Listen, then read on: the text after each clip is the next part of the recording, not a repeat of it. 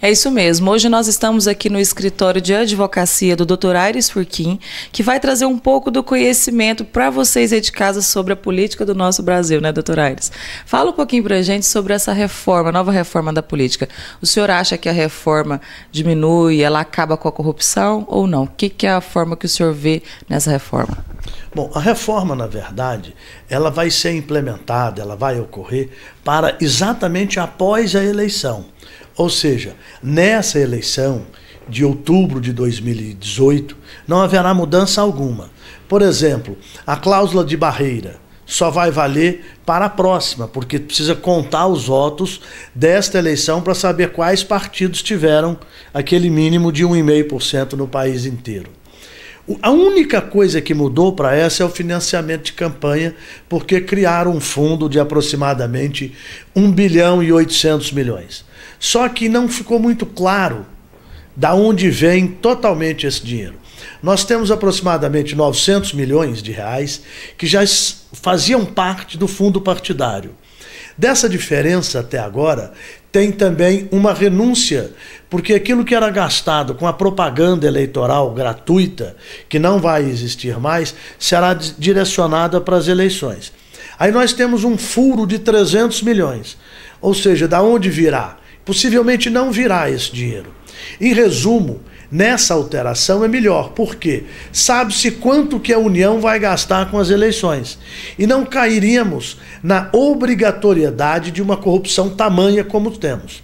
Agora isso, definitivamente, não é a salvação da pátria. Isso não acaba com corrupção. Isso é o primeiro passo para a gente se distanciar dela. E nós teremos que analisar também que, para a eleição de 2020, teremos mudança, para 22 também, ou seja, isso é um caminhar a longo prazo, mas pelo menos os políticos não conseguiram barrar a vontade do povo. O que o senhor pode estar falando para a gente desse quase 2 bilhões que foi aprovado para fundos? Bom, isso é o que eu acabei de dizer, desses quase 2 bilhões, 900 a gente sabia de onde vem, nós temos agora uma diferença de 300 milhões, esses possivelmente não virão. Então nós vamos ter um gasto da União de 1 bilhão e 400, 1 bilhão e meio. Mas se lembrarmos que ao longo do tempo mais de 200 bilhões foram roubados, essa eleição será efetivamente muito barata. É verdade. Doutor, como é que fica nós, né, os trabalhadores, diante disso, tanto número, né, tanta conta, tanta coisa que a gente sabe que sai do bolso da gente? Nós temos que colocar em mente um histórico diferente de país. Porque quando a gente coloca trabalhadores, nós temos que entender que desde aquele menos aquioado financeiramente ao mais rico de todos, todos engendramos uma máquina que faz o país crescer. Então nós temos que agora partirmos para uma união, uma desassociação de classes, ou seja, nos entendermos que só conseguiremos caminhar se efetivamente estivermos juntos. Por exemplo, nós estamos vivendo com a economia em uma sinalização de reaquecimento. Nós tivemos no último ano uma diminuição na taxa de desemprego de algo em torno de 400 mil empregos. Isso é um bom sinal. Nós temos sinais econômicos excelentes. Mas, por incrível que pareça, o único lugar no mundo que já conseguiu isso foi desassociar a política da economia. E a nossa política está muito bagunçada. Agora, nós precisamos entender o seguinte, que sem a interferência política, sem reformas, nós não vamos fazer com que esta atividade econômica perdure. Por exemplo, nós já em 2018 vamos gastar quase todo o nosso orçamento em previdência social. Está errado, tem que mudar. E a grande conversa é saber o que mudar, aonde e como. Pelo seguinte, existem pessoas que são verdadeiros privilegiados na previdência social. E eles têm acesso principalmente a mídia, e dizem que o que vai mexer é no bolso do trabalhador lá embaixo na pirâmide. O que não é verdade, porque o piso é um salário, vai continuar um salário. Nós temos que mexer naquelas previdências que atingem valores estratosféricos. E aí, verdadeiras classes que se dizem sofredoras mostram-se beneficiários. Então nós temos que ter uma radiografia nua e crua para que a gente possa caminhar. Nós temos que lembrar, só vamos caminhar se diminuirmos privilégios. Tá certo, doutor. Vamos falar um pouquinho também do fundo público, né? Que é bens, dinheiro, que é revestido para esses fins. Não, o fundo público é aquele que nós falávamos no início da entrevista.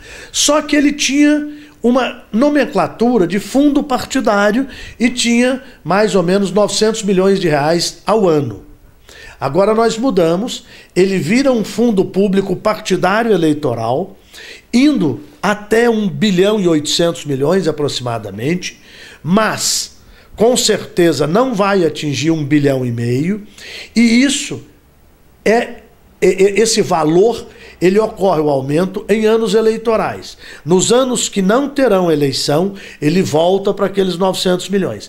E há um detalhe, a partir da eleição de 18, aqueles partidos que não obtiverem pelo menos 1,5% dos votos, passam a não ter acesso ao fundo partidário. Isso implica uma economia imediata já em 1919. Então nós criamos um mecanismo, pode não ser o melhor, mas pelo menos um mecanismo que nos leva a desenvolver uma ideia que as eleições serão menos corruptas.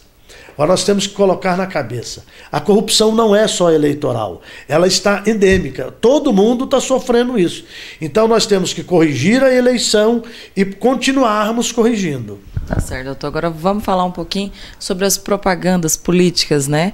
Que se foi falado que tinha autorizado a propaganda na internet, depois não autorizaram de novo, porque hoje em dia é um meio que todo mundo tem acesso à internet. O que você pode estar falando para a gente sobre isso? Não é que não autorizaram, ela está autorizada, tem regras. O problema é que queria se colocar uma fiscalização prévia.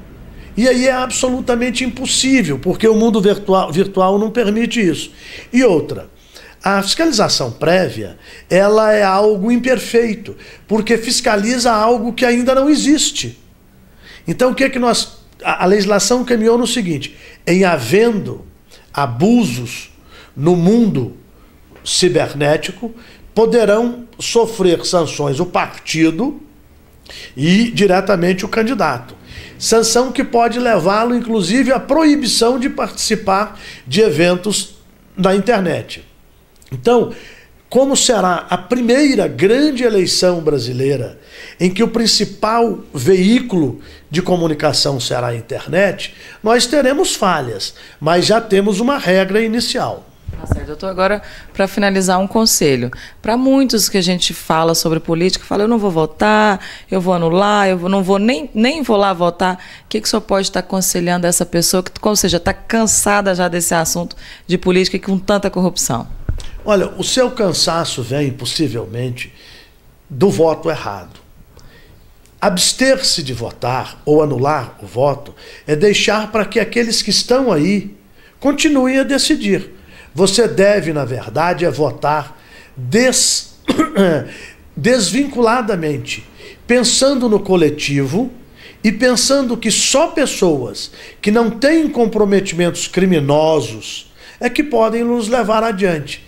Então, já que você vai votar, escolha com calma, mas escolha alguém que efetivamente traz novidade, novidade desvinculado de todos aqueles vícios que nós tivemos. Se essa pessoa incorrer em risco, incorrer em erro, daqui 4 anos, mudemos. O que nós não podemos é continuar a votar pelo continuismo.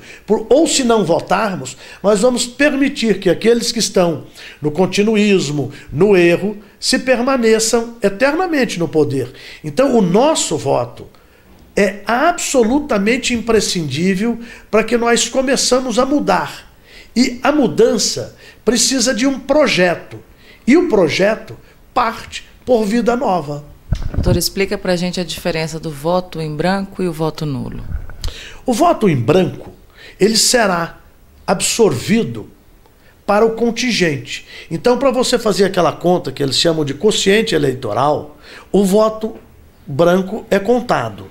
Não é para ninguém, mas para fazer a média. E o voto nulo, esse é descartado por completo. Enfim, aquele que vota branco permite que algum candidato mais conhecido, que tem mais acesso à mídia, ou seja, que já são viciados, tenham vantagem. Então, o ideal é que você direcione o seu voto. Eu voto para A ou para B, para que aí o seu voto não saia perambulando para ajudar A ou B. Uma grande vantagem nessas eleições, é que nós criamos regras para que no futuro nós possamos estar em situações diferentes. Agora, não haverá coligação. Então, cada partido terá o seu candidato. As coligações passam a precisar do voto em branco. Então, cada vez mais o voto direcionado é importante. Quando você vota em branco, você deixa que a maioria manipule o destino. E essa maioria nem sempre é destinado ao melhor. Então lembra, votei em branco, dei o voto para quem nem sei quem é. Votou nulo, anulou. Anulou na etimologia da palavra.